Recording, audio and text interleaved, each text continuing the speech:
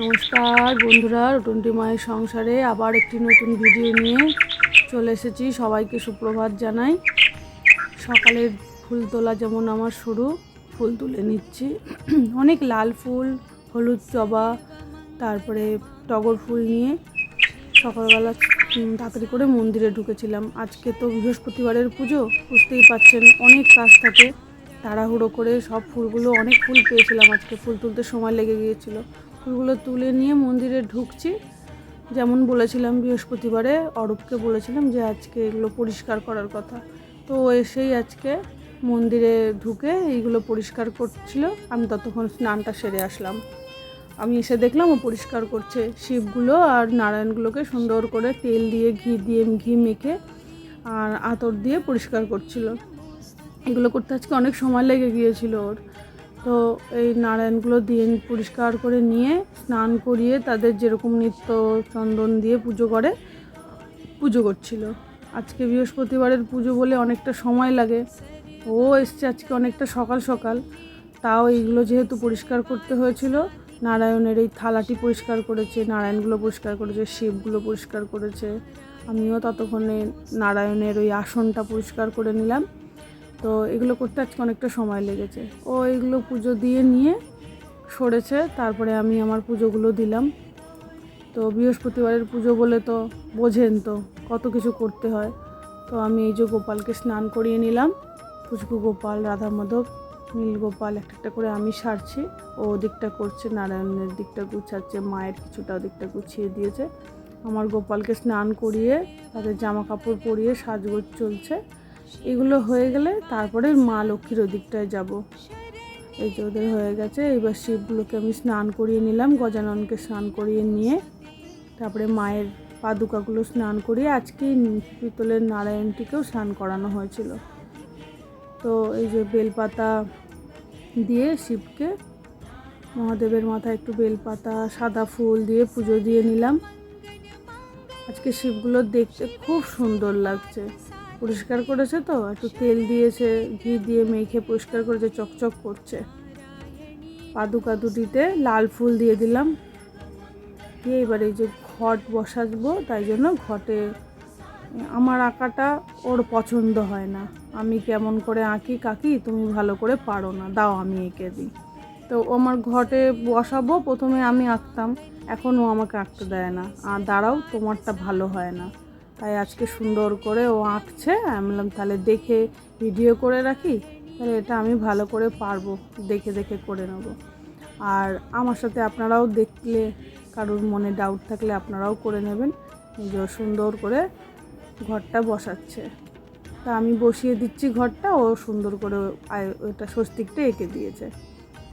তারপরে আমি ঘরটা বসিয়ে নিলাম। ঘরটা একটু ফুল দিয়ে পুজো দিয়ে নিচ্ছি। এদিকের যত খাবারের থালা পেতে খাবারগুলো দিয়ে এগুলো আমি গোছাচ্ছি, আরও ওদিকটা গোছাচ্ছে।